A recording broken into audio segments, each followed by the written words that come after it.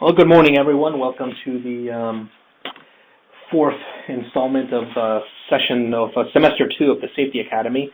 This presentation today is going to be on the Safety Funded Force Accounts. The Safety Academy is a webinar series that is provided by the DOT for the local agencies. It's all about sharing information, driving down fatalities through knowledge sharing. These webinars provide information regarding safety-related issues to enhance local safety programs. This second series began on March 19th, and we have webinars that are about 2 hours. Most of them have been going about an hour, hour 15, but we have an allotment of 2 hours prior to lunch. So when we have Q&A available, the second series goes through December 10th, and we meet every couple of weeks, taking into account holidays and things of that nature. So sometimes it's every other week. Sometimes there's 2 or 3 weeks in between. For registration, for now, it's through that SurveyMonkey link, but this will be changed to be GoToWebinar. You can also go to the site that I showed. Someone says that they cannot hear anything. Pinellas County? Everybody else can hear me, yes? Pinellas County. One moment, let me type in the chat. Let them know that they can call in. Because when you are both the presenter and the moderator, you sometimes have to interrupt yourself. Call that number. If the computer audio is not working, try calling in. So the information is posted again at the Tampa Bay TrafficSafety.com site, where I showed, and that's where all the webinars are posted as well as the announcements. The workshop series, here's the schedule of all the events. Right now we're on the June 18th Safety Funded Force Account. You see the upcoming presentations. Our presenter today is Larry Taylor. PDHs, again, are available. Download the PDH form that was shown on the website and send it to Larry Hagan at larry@haganconsultingservices.com. You can also fax it to him. Here's all the information that you need for that. Download the PDH form at the site. AICP credit, the sessions have been submitted for this, and we're working on being able to award that type of credit as well. And once we do, then we'll have the forms and everything set up for that. Any questions or assistance regarding the Safety Academy? Coordinator is Dennis Falloon. Here is his contact info. And if there are no questions, I will transfer it over to Larry Taylor for his presentation today.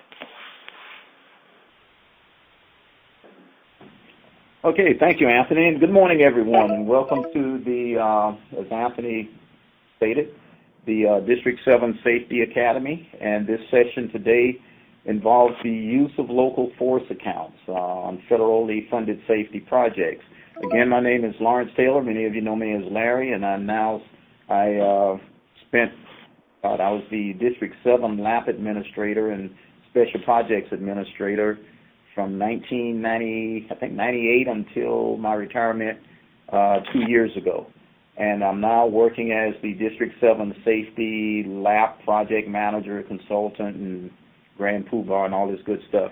And we're fortunate here today to have with us Steve Love, who serves as the District 7 LAP Project Manager. And we also have Ms. Iris Riggs, who's a consultant assisting our former DOT employee, consultant assisting the District 7 safety team. We have Mr. Dave Stralunas, who is the District 7 safety programs manager, and also in attendance is the world-renowned Peter Shue, who is the District 7 safety engineer. Okay, so we're going to moving right along. I thought I would give you a little background information to start off with regarding how this force account methodology came into being. There are several methods of construction that can be utilized on federally funded projects. And the key points are, number one, and that's why I've got it in red, decision on how construction will be accomplished is needed during the design process or earlier, and it must occur prior to requesting federal authorization. Basically, each local agency must make a decision about how the project will be handled, and it's an important theme that will be repeated several times during this presentation. The local agency must not wait until construction is imminent to try and make the decision as to how the project will be constructed. There are several options available, and the big three are competitive bidding, and that's the norm.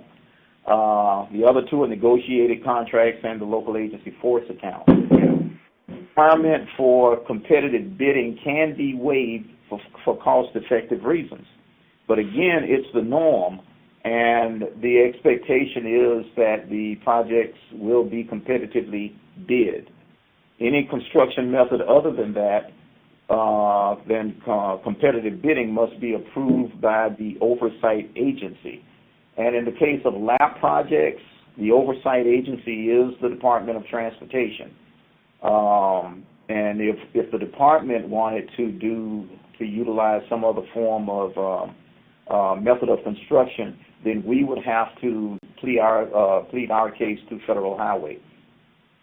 Another form of construction methodology is negotiated contracts, but this is pretty rare, and it's normally reserved for emergency situations and natural disasters and such.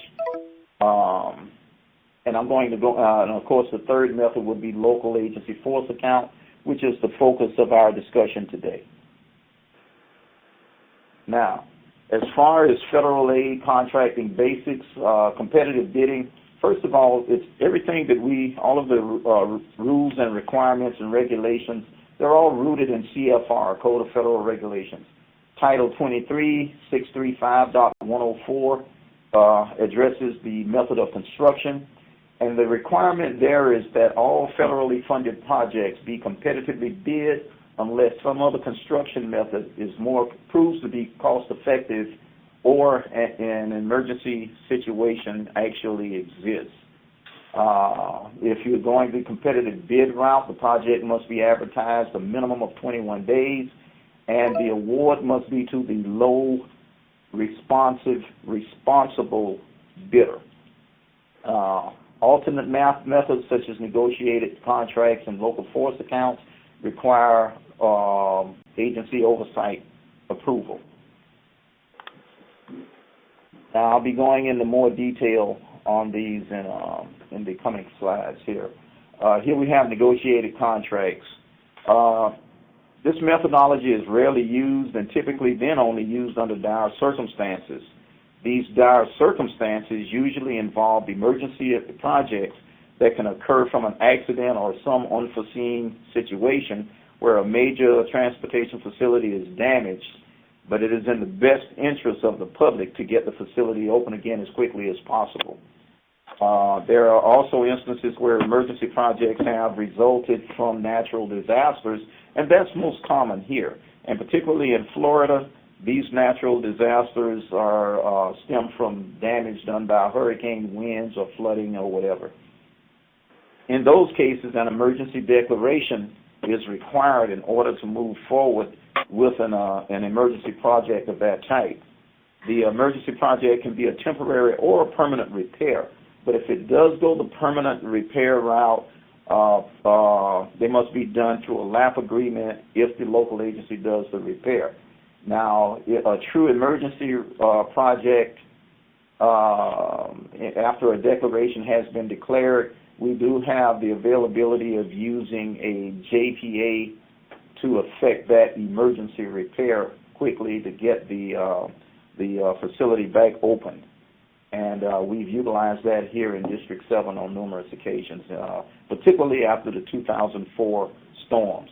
And the acronym JPA is a Joint Participation Agreement. Thank you, Steve.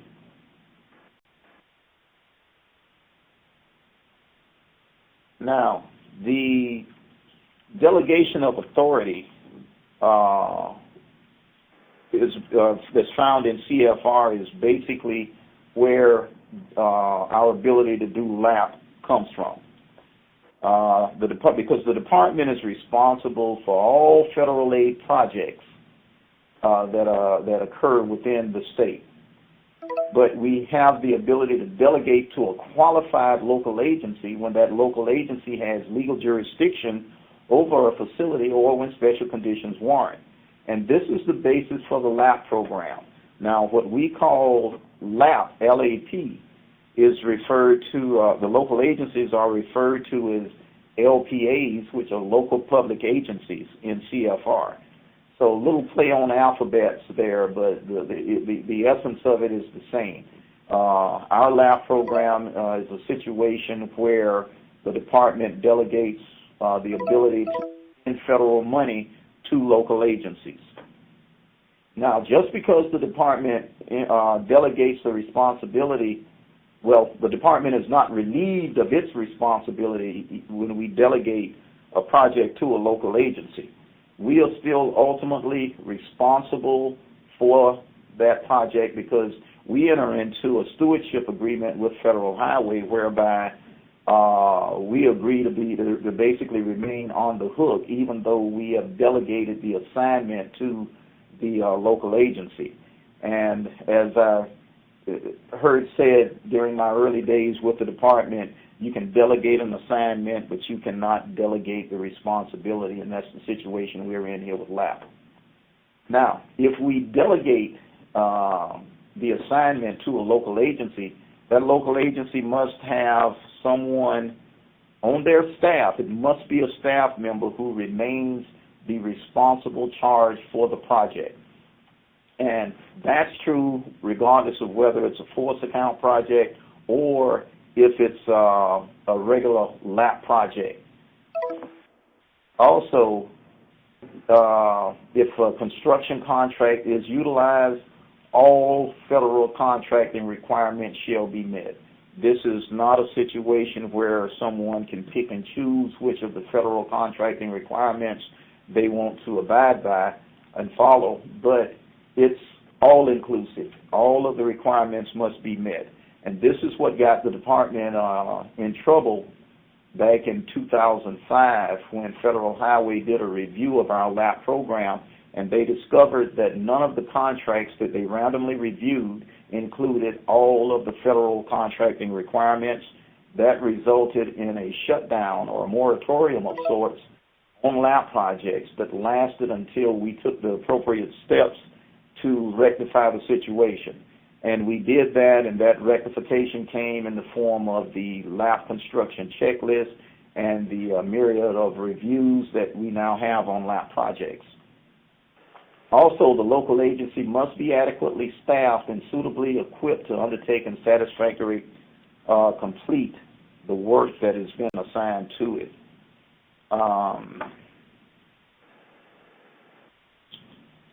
Now, with regards to the local agency force accounts, CFR describes local agency force account as federally funded work accomplished by a local public agency without the use of a private contractor. And again, this needs to be handled this way, without the use of a private contractor. This process is authorized under CFR Title 23, 635.105. Now, if a force account methodology is utilized, it must be cost effective. And the cost effectiveness is defined as efficient use of labor, equipment, materials, and supplies to assure the lowest possible overall cost. Now, now we're getting into the meat and potatoes of the force account. There are numerous force account requirements, and the local agency must totally comply with the responsible charge language that's in CFR. Again, that responsible charge must be an agency employee. Even if the agency utilizes consultant services for a project, the local agency must still be the responsible charge.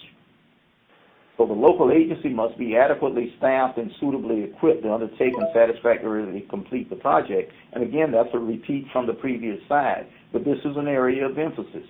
This same statement rings true regardless of whether it's a regular lab project or if it's forced account.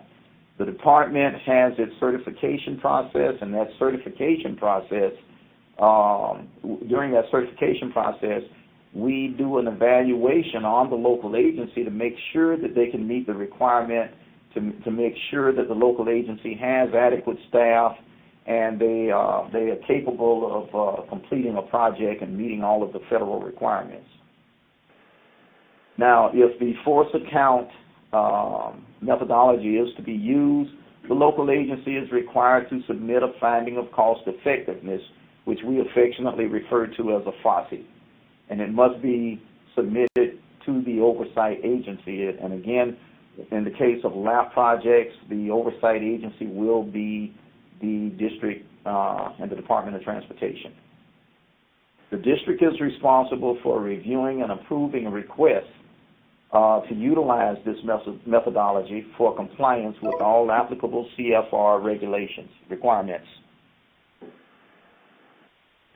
There are numerous reasons why a local agency may choose to pursue using force account. The average, the typical force account project is usually a low-cost, less complex project. Not every project is suitable for this methodology. You would not want to pursue a bridge project where you're either replacing a bridge or even a major repair on a bridge or something like that. It should be basically a less complex project. You wouldn't want to undertake a major roadway widening reconstruction project. That is not what we would expect to see in terms of using force accounts. Now, also, if our prior experience dictates that we have a project or the local agency has a project where there's a lack of competition, and that lack of competition can result in unacceptable high bids, then that may be something that you want to consider doing through use of force account, provided the local agency has sufficient staff quality and quantity to get the work done. And that may be a difficult task now for many of the local agencies, because we're all painfully aware that you've reduced staff and during the economic slump, and that you basically cut staff, and you may not have a crew that can go out and do the work that is needed. As for project implementation, it's usually more timely because you're avoiding the bidding process. And also, in my dealings with local agencies, I've learned that many times engineering staff does not want to go in front of the local governing body for approval. You want to minimize that number of opportunities to appear before your board. And on a force account project, you do this because there is no construction contract that needs to be approved by the board. Also, if you're constructing a project with local forces, you're going to provide work for your local staff. You're going to have work to not only keep your staff busy, but that staff work time is totally reimbursable with federal funds. Also, Davis-Bacon wage rates and the EEO requirements that some of us love or loathe, they're not applicable because we are not in a contract situation. Also, local agency labor and equipment and indirect costs and overhead, they're reimbursable also. So there's an opportunity to recoup some of the, most of the money that you spend doing a project. Now, at the same time, there are reasons for not utilizing force accounts. Force accounts should not, the local agency should not consider using force account if they do not have sufficient staff, quantity, quality, ability, and capability. And, and that decision has to be reached by the local agency. If some of the larger agencies can carry out projects. For instance, some of the smaller agencies as well as the larger agencies may have the means to do trails or sidewalks or in some cases intersection improvements and whatever. But the local agency should be aware or is aware of the quality and quantity and availabilities and capabilities of their staff. There are some local agencies that may not be able to meet the required standards of quality and workmanship that are set forth in the specifications and in CFR. So those agencies should not be considering using the force account. Some local agencies do not have the resources and equipment available to use in constructing projects. And again, they should not consider using force account. A contract would be a far better tool for them to utilize. And there are some local agencies that would rather manage a construction contract than to utilize existing staff. But the bottom line, and also the local agency, some local agencies may not be able to quantitatively justify cost effectiveness and meet the CFR requirement. And there will be more coming on this cost effectiveness requirement. Now in District 7, we've done several force account projects through LAP. And first on the list, Seahigh Elementary School Sidewalk Project. This was a Safe Routes to School project that was done with the City of Tampa probably 7 or 8 years ago. Excuse me. And Hillsborough County did a similar project, Alexander Street Sidewalk Project, and I think that was completed a couple of years ago, probably two years ago. The City of St. Pete, who is a big force account utilizer in our district, they have a project that I believe it's just starting construction, Walter Fuller Park Trail, and this is an enhancement / transportation alternative effort that the city is undertaking. And also during this current fiscal year, which is about to end, we managed to gain approval for the City of St. Pete to do a median modification project on 112th Avenue North, and this avenue intersects US 92 State Road 680, 587. Well, US 92 heading south into St. Pete from the Tampa area. The department also has a 3R job out there during which we're going to construct the traffic signal, but certain median modifications were needed, and the city is stepping up and utilizing their own forces to complete that effort. Now let's talk about the force account process. Again, one area of emphasis. The local agency should decide to pursue, should decide on the methodology early in the production process. The local agency, just because they decide they want to use it, they still must request district permission. So that's another reason to seek approval from the district early in the production process. You should not delay until construction is imminent. Now, the district will coordinate and discuss the requirements with the local agency. And we're here to help in these instances. And I know we're all a little bit leery of someone from government saying, yeah, we're from the government, but we're here to help. That makes stands the hair up on your neck, I'm sure. But if it's going to be successful, there has to be continuous coordination and communication between the local agency and department staff if the project is to be successful. Now, again, the local agency must provide a finding of cost effectiveness. And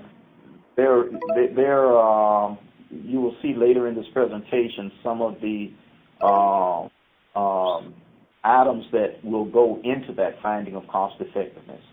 But also the district is responsible for reviewing and commenting on the FOSSI that's submitted by the local agency.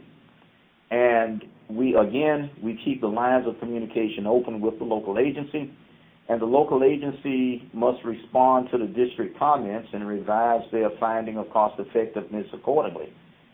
And this process goes back and forth until the district approves the FOSSI, or it continues to provide further comments until such time that we have that level of comfort as the steward of the federal dollar that this is a good opportunity to utilize this process. Now, for the details on using the force account, the decision to make to utilize force account, it is a project-specific decision, and the approval granted by the department is that as well. It is project-specific and definitely not blanket approval. So please, if you've done one force account project and it proves successful, that is not an automatic free ride or guarantee that you will be permitted to do this in the future, because again, CFR requires that all federal aid projects be competitively bid with some exceptions, and of course, we've touched on that as well. Now again, the request should occur early in the design project, and it should occur well prior to authorization for construction. If you wait until you're about ready to construct the project, you've probably missed the boat, and you're going to suffer through more delays because of that. And again, the local agency must be capable of constructing the project. Adequate staff quantity and quality is a must. That is an absolute. If the local agency does not possess staff at quantity of staff and quality of staff, then they should not be pursuing this methodology, and everybody will be better served by utilizing a contractor, a bid situation. Now, the local agency must request district permission to use the force account. And again, this is something that we can go back and forth on. There may be situations where the department may feel that force account is not the way to go on a certain type of project, and it's incumbent upon the local agency to be able to demonstrate and provide reasons for using force account. I know I've had conversations with one county in particular where they actually have a bridge crew that provides maintenance, and they can rehab bridges and all. Now, if there was a federally funded bridge project and and the local agency desired to utilize force account for that project, my initial impression would probably be no. But in this case of this particular county, and it is Hillsborough County, they have a bridge crew that can handle the work. So again, during my tenure as LAP administrator, my initial impression would have been no. But knowing what I've learned recently in discussions with this entity, they have the capability of doing this, and so they may be able to receive an approval from district staff for a force account project. But again, the district will review the local agency staff quality and quantity. The district will also review the local agency track record and performance on previous force accounts and all LAP projects in general. It will not be limited to force account, because not every agency has done a force account. We want to see how you have performed on all of your LAP projects over the years, and that performance will play a major role in whether or not the district grants the request. And again, the district will discuss with the local agency their reasons for choosing to pursue this force account effort, and once we're in agreement on that this may be the project may be a reasonable use of force account, the district will request that the local agency develop and submit for review and comment a finding of cost effectiveness. Now, the finding of cost effectiveness. It's, on the surface, it sounds pretty simple, and in actuality it is. It's not only a statement that's submitted by a local agency, but it has to be detailed enough and show how the cost savings will occur. And again, using the City of St. Pete. The City of St. Pete assembled a document that was, it was tightly written. They gave a good project description. They touted the benefits of using their own forces. They were able to quantitatively show what it would cost to do for the city to utilize its own forces as opposed to issuing a contract. Now, if a contract, and you basically have to do a cost comparison. That's what the city did. They've been successful a few times, but the key is the documentation. A simple statement or assembling a spreadsheet of your own to say that it'll cost us this much, but it'll cost the contractor that much. The contractor numbers that are provided should be from recent bids that were submitted by that local agency. You just can't make an assumption. We want to see concrete proof that, you know, the bids, the pay items that you're saying you can do, you know, the things you're saying that you can do cheaper, we need to be able to prove, or we need you to be able to prove, and we need to be able to confirm that the cost savings will actually occur. So we need that level of detail, and district staff is available to assist with that effort. I have examples that have been provided to me by our PS&E manager who will provide that detailed review and will be the principal coordination point of contact with the local agencies in reviewing and submitting FOSSEs. Savings should be monetary and can include time, but time equates to money. The local agency can utilize local labor, materials, equipment, and supplies. And this is a biggie. If you've got materials, you know, your labor at your paid rates, and again, Davis-Bacon wage rates are not applicable on force account projects. The EEO requirements do not exist because you're utilizing your own existing staff. So this may be a win-win situation for all of the local agencies that aren't too thrilled about the prospect of doing all of the paperwork associated with LAP projects. Now, this force account work must be done without the use of a contractor, and that's it's a powerful statement, but that's hiring a contractor to assist you would sort of defeat the purpose of having force account work done. And again, the local agency must provide supporting documentation. And the other thing is, it's one of the problems that I had during my tenure as LAP administrator was that we would deal with local staff, and staff would sometimes be gung-ho about doing something. But we need a written local agency management commitment in support of the project of utilization of the force account. And again, the same thing can be said on a regular LAP project. Now, once that local agency submits that FOSSE to the district, we're going to review it and we're going to make comments. And the review that we conduct, it's going to mirror CFR, and we're going to be searching for all of the contracting requirements to ensure that the local agency is in compliance. We must also confirm the savings and the cost effectiveness that the local agency provides.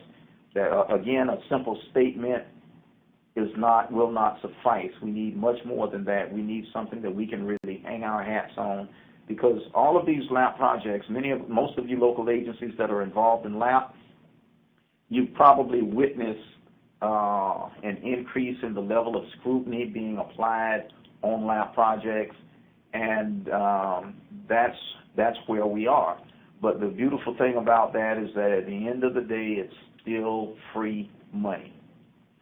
Now, the district will notify the local agency after their review is complete, and we'll be looking to, if there are any issues, that will be communicated back to the local agency, and, we will either approve or deny the request. But we'll work with you as best as necessary within the confines of meeting the federal requirements.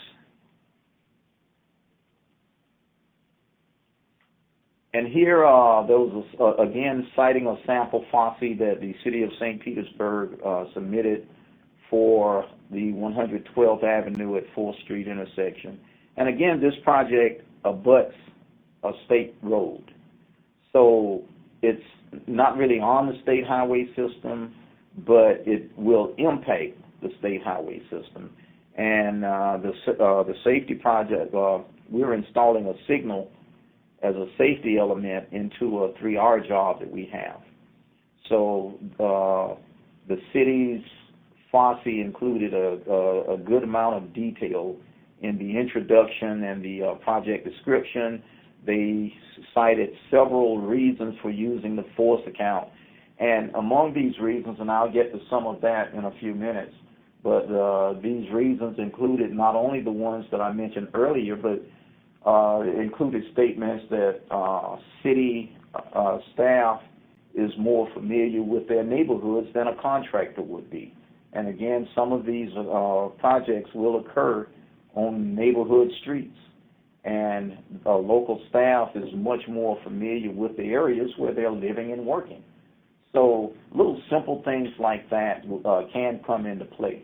But the bottom line is that the city also submitted cost-effectiveness savings, and which I call their theories, but they range from less mobilization costs, lower maintenance of traffic costs, but they will have to really justify and prove those costs to the department. And the cost comparisons that are required, it should be a total cost to the local agency versus the cost of competitive bidding. And of course, your advertisement that you're not doing, that in and of itself will provide a cost savings, although it may not be too great. That's where it starts. You're not going to bid a contract. The time that you're going to save, going before your board, preparing a bid package, all of that is a savings that can be cited in your FOSSI. And again, the City of St. Pete, they cited the reduced local mobilization costs, the reduced MOT. And as a side note, MOT must now be included in plans. That's a directive that's come from central office now, and a requirement that, it's a little bit of a change, because in some instances the local agencies were allowing the contractor to determine MOT. But we would like to see MOT included in the plans that you submit for phase reviews. Again, cost savings cited by the City of St. Pete included ease of local agency crew interaction, integration, familiarity with local roadways and conditions. And the next item is a pretty significant one. If you're not bidding the project, there is no contractor, there are no markup, there are no multipliers. You're going straight pay items, some of which may have been bought a year or two ago by the local agency and stockpiled, and you use that price. Also, city crew salaries versus contractor rates, particularly when Davis-Bacon does not apply, should be considerably lower. Also, the resulting paperwork, it should be substantially less, again, because EEO requirements and the federal contracting requirements are not applicable. There is also an opportunity for the local agency to provide in-house CEI And that same opportunity exists on your standard lap project, provided the local agency, again, has the quality and quantity of staff to do that.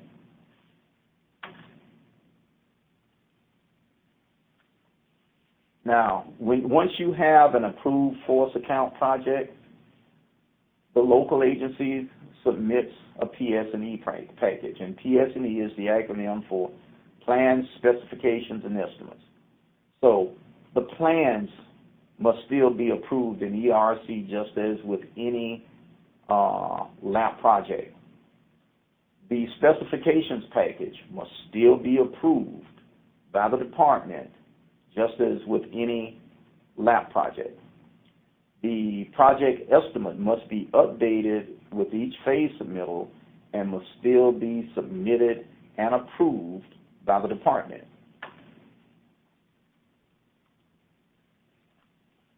Right-of-way certification, there is no way around it. No improvement can be constructed without the right-of-way having been certified by the local agency and cleared by the department. And it doesn't matter whether it's force account or a contract situation. This requirement will always be there. The property on which the improvement will be constructed, it must be in the public domain. You will still have to do a lap construction checklist, and it will have to be approved by the department. However, many of the items on that lap construction checklist that relate to contracting situations, you'll simply mark NA, not applicable. The district will still issue a notice to proceed. However, since you're not advertising a contract, the notice to proceed that we issue will not be for the advertisement. It will actually be the notice to proceed for the local agency to begin this force account, work on this force account project. So again, you're saving time. You can get your project started sooner. And again, time equates to money. Also, if there's an advertised contract, that contract will not have to go before the Board of County Commission or City Council for approval.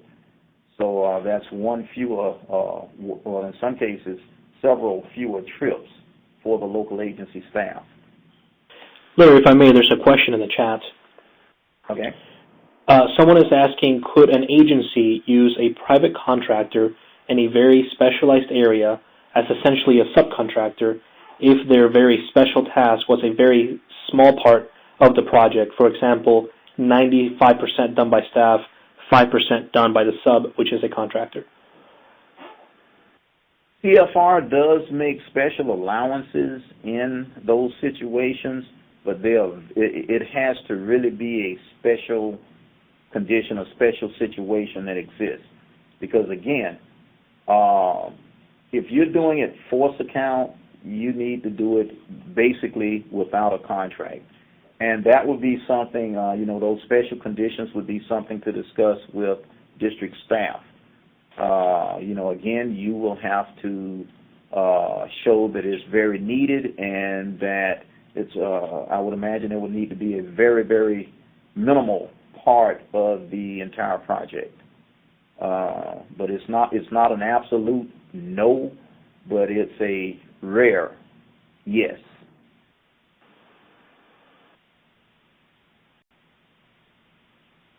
Yeah, thank you.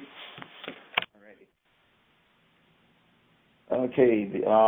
Also, CEI, Construction Engineering Inspection. Performance by the local agency is allowed. There are several entities here in District 7 who perform their own CEI. It's typically the larger areas, the larger agencies with experienced staff. And again, it all goes back to the quantity and quality of local agency staff and whether or not they are available and capable. Now, consultant CEI is typical. It's more typical. And that goes not only for a force account project, but for a lap project in general. Materials testing. It's been my experience that very few local agencies have the testing facilities that would available that can, do their own material testing. So, but testing can be done by the local agency provided they have the capability. However, independent test labs can be and are typically engaged and encouraged. Again, it goes back to quantity and quality of staff and capability of staff.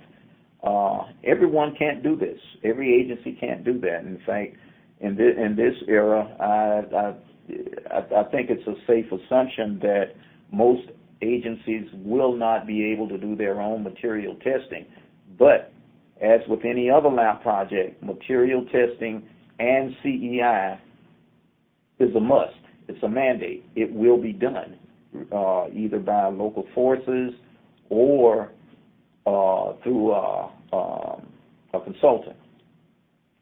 And the bottom line on using force account, federal contracting requirements are not applicable, but all other lab requirements that you face today will remain in full effect.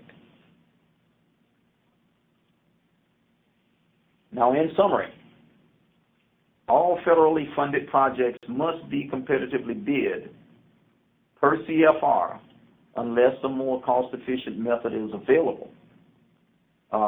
Force account is allowable, and it can be successfully used in some areas.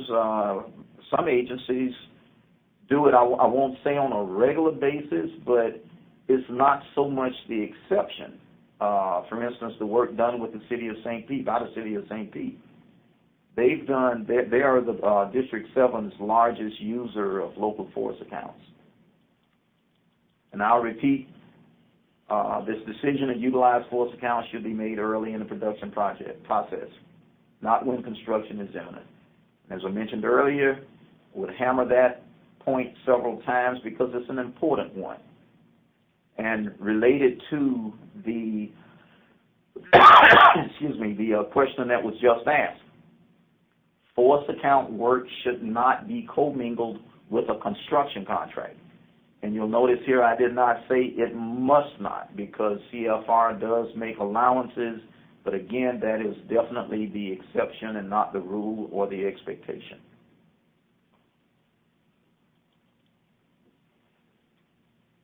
Further summary, a finding of cost effectiveness will definitely be required if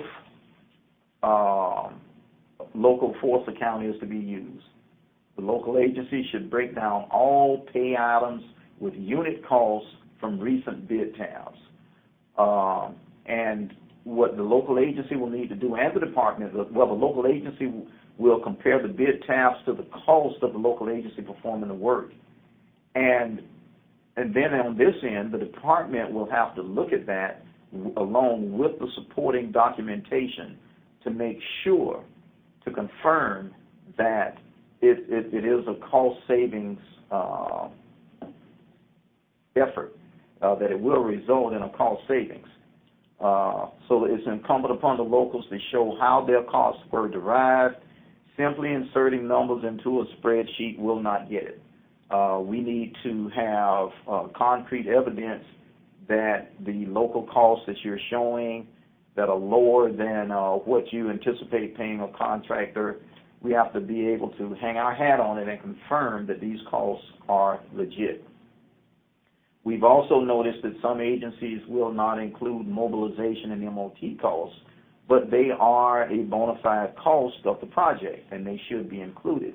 But again, local agencies have been able to demonstrate and show to our liking that their cost of mobilization and MOT are significantly less than those of a contractor. And before we get to the questions, I had like to, again, you've heard me mention City of St. Pete staff several times. They were gracious enough to provide some comments for us, and so I wanted to give a shout out to them and thank them for their assistance in this. But some of the advantages that they cited were that no contract that is bid competitively is conducted by only one contractor. They all utilize subcontractors. So it's a team effort. And what the city has been able to do is they combine their teams, and the teams act as subcontractors working in unison, and they work together on a daily basis. This isn't someone that they go out and solicit. The local agency crews, they know each other, they are familiar with each other, they know the area, and so it's been a good situation for the city of St. Pete. They've also noted that a reduced mobilization costs, excuse me, because they're already within the area, and they don't have the huge contractor markups that are often associated with bringing in forces and equipment from other areas. They're right here within that jurisdictional boundary. And as far as MOT goes, the city stated that, again, local staff is already familiar with traffic flow patterns, and it makes for easy planning for scheduling work as needed. And again, no contractor markup. The force account owners are generally familiar with their own construction standards and details. So again, that can be a time and effort-saving effort. Let's see. Again, faster initiation and completion of the project. As I mentioned earlier, on the implementation side, there is no notice to proceed for advertisement. There is no 21-day advertisement period. So, again, there is, it's a much speedier process. Again, local agencies are more cognizant excuse me, of the impact of neighborhood schools, school bus routes, etc. And so, it makes it just a little bit easier to do a project in that manner. And here was one that I didn't touch on earlier. There's no possibility for change orders because change in site conditions can be easily coordinated between the various owner, the local agency force departments, easier coordination. And then one last one that they submitted was private utilities sometimes encounter unscheduled impacts to their relocates, and owner forces can mobilize and construct other sections of work without downtime. So again, thanks to the City of St. Pete for assisting us with more reasons, and now I'd like to open it up for questions. I have a question in the chat here regarding the benefits justification, I guess. It says, since force accounts do not have to be advertised, bid, negotiated, etc., there's significant time savings. If an improvement is a safety improvement, can the projected crash reduction over that contract acquisition time be included in the money benefit calculations? For example, by completing a project through this process, which would save one crash, if using local forces, we can save 6 months. So that's a half a crash at $200,000. That's a $100,000 benefit by doing it now more quickly. Wow, that's a good question, and I am thankful for having Mr. Squilunas here. I would think if you can document that, I mean, if you can, show that yes, you're going to be able to get it done in a timely fashion, that's definitely justifiable. I mean, if you're on historical crash and you've got X number of crashes happening per year, and you split that out per quarter, month, whatever, and if you can get it done in a faster time frame, that you could definitely put that in there. The trick's going to be documenting it and just showing how that panned out. That sounds pretty reasonable. If I can add to that answer, I mean, this isn't exactly force related, but in that same vein, this is the way that the Quick Curb program that was going on for a while using design build push button was effectively justified. We found medians that had left turn and angle crashes, and if we had gone through work program, it would have taken much longer for the projects to be completed. So we justified going out and putting up temporary quick curb now, quickly, and saving the crashes until the work program project can then come around, remove the temporary, and install a permanent curb. So it's kind of the same, where we're saying we're going to go ahead and do the improvement quicker, so that saves time and money and people's lives. Anthony, Peter. Yeah. One more thing is proposed by Tallahassee. If a local agency wants to do the proactive way for the area, they probably don't have a past crash data. They can use highway safety manual to do the prediction to show us they did have a problem. Sure.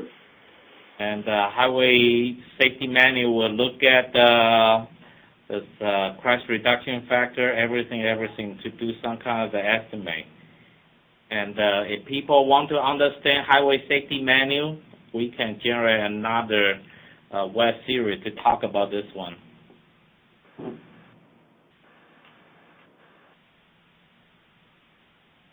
All right, thanks, guys. I do not see any other questions in the chat. We'll give folks a couple of minutes to absorb everything and see if anything else comes up. If anybody else has anything to add.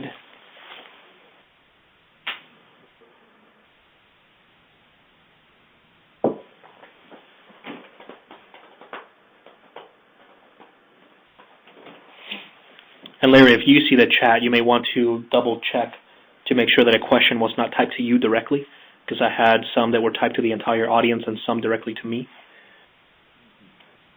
No, You're good?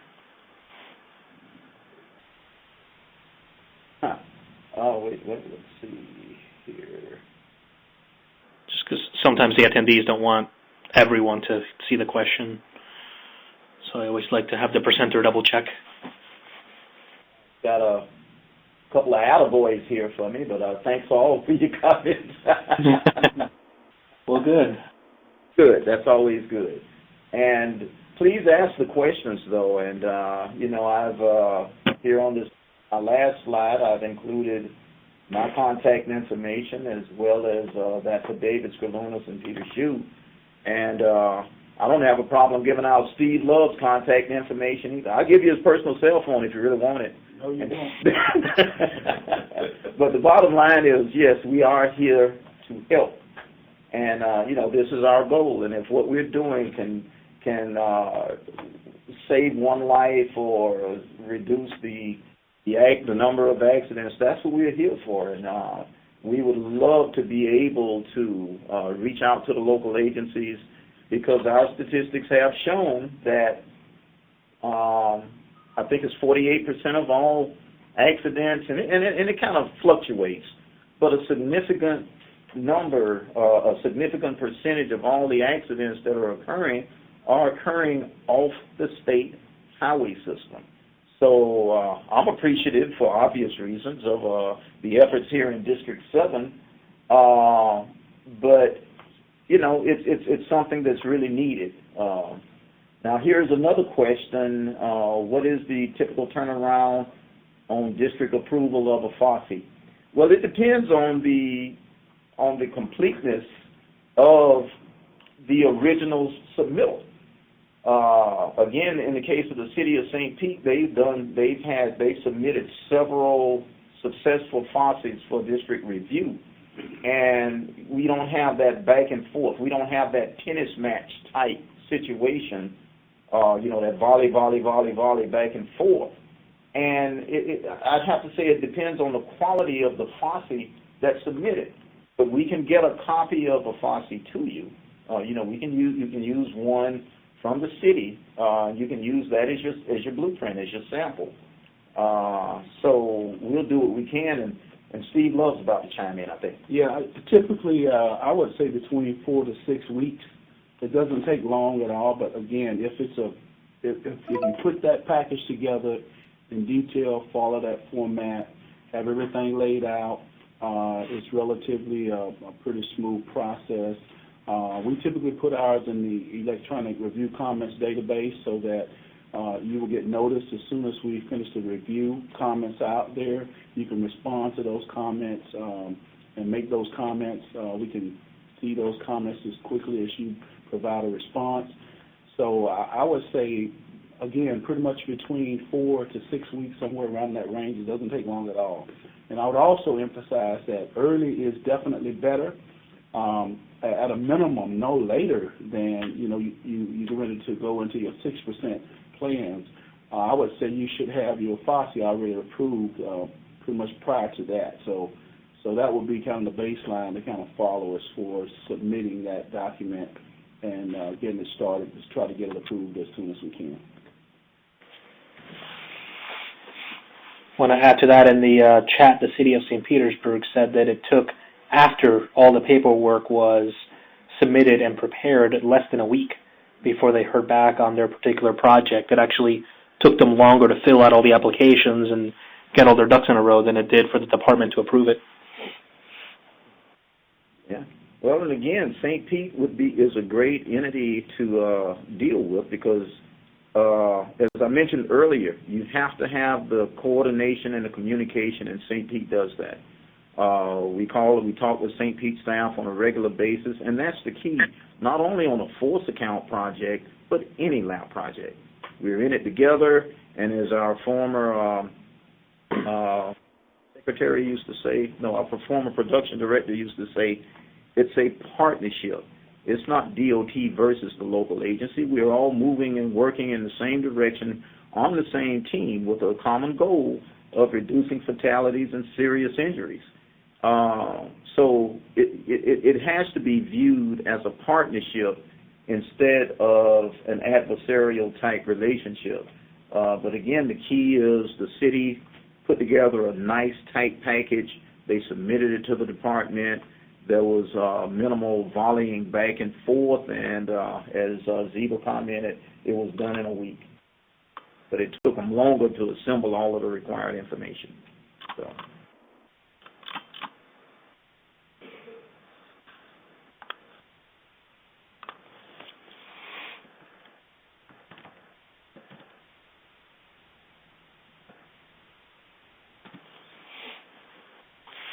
All right, I guess with that, if there are no other questions in the chat, I can go ahead and end the recording.